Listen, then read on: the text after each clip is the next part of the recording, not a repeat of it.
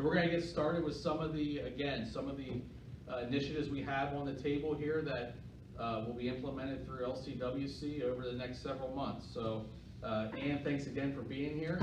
Sure. And I'd like to start off with you and the contact list. This was kind of one of those pieces that we started with the fire marshal, right? Notifying the fire marshal. LCWC requested that the end field user makes those contacts directly, and then we're going to build upon that. And just want to have a discussion here with you today on kind of where we're at with that and kind of how it helps that the end user, us in the field, can take some of this work off of our telecommunicators and how they're worked at the 911 center.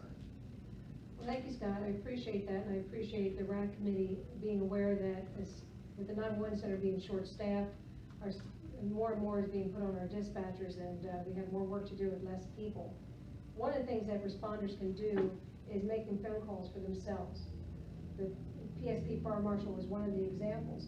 They have questions that they need answered before they come out or before they want to go out, and there's questions we don't have the answers to without going over the radio and going back and forth. It takes up unnecessary time where the fire chief, the incident commander, can talk directly with utility company, with the PSP Fire Marshal, whoever they're trying to reach. And so we are aware that there are some phone numbers in some of those utility companies that we can't notify, correct? Correct, and also we do not expect an incident commander to make these phone calls when he's in the heat of the battle. So if there is an in-progress event that he's not able to make it to a phone to make these calls themselves, by all means, county will do it. We're only talking about the events that are safe for him to do so. Very good, and I guess I'll turn that over to Chris then, is from a telecommunicator standpoint, right? And how's that, the inundation of requests? So a storm emergency, how are you tracking all that? For storms, we're able to, like with PPNL, for example, we've been able to start doing some of that stuff online, so people fax us stuff. That makes it a little bit easier sometimes. If people can make some of these non-emergency phone calls on their end, that would, give us more time to focus on, the high priority things. Yeah. And a lot of that can be done through the chat, right? Absolutely. Webcam would be, if you're assigned to an incident, open up a chat. Hey, can you contact PPNL? Here's the phone number. Here's the problem. Perfect. We'll let them know. All that stuff is archived. We can go back and look at it later on if we need to. But it's an awesome. I could be taking a phone call and typing in a message to a field provider at the same time, so we can use that to multitask. Okay, great. No, it's good. Anybody else from the RAC have any input on that?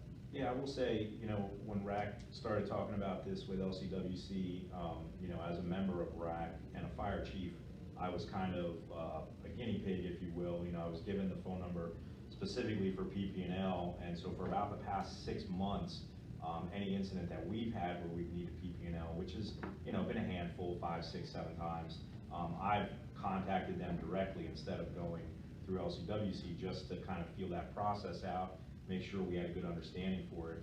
I'll say that it is extremely easy. The PPNL dispatch that answers that call, they're very helpful, very friendly.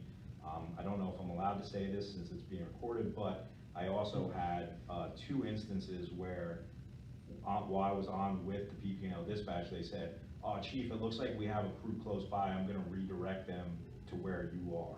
So, kind of having that one-on-one interaction gives you that opportunity to tell them exactly what's going on, answer their questions, and I think it gives them a little bit more investment into your incident, and they're willing to do what they can to help you out as quickly as possible. Did they have detailed questions to ask you? They did, yep. On one specific incident, I had a pole that was involved in fire, and their first question right away was, is it below the cross members or above? So again, I was very quickly able to provide that answer and give them that information and go from there. Good. Okay, no, we appreciate that. And again, just for everybody out there, this would be one of those initiatives, the contact list, which everybody will be issued the contact list of all the different providers that LCWC would contact on a normal basis. Again, that was in partnership with RAC.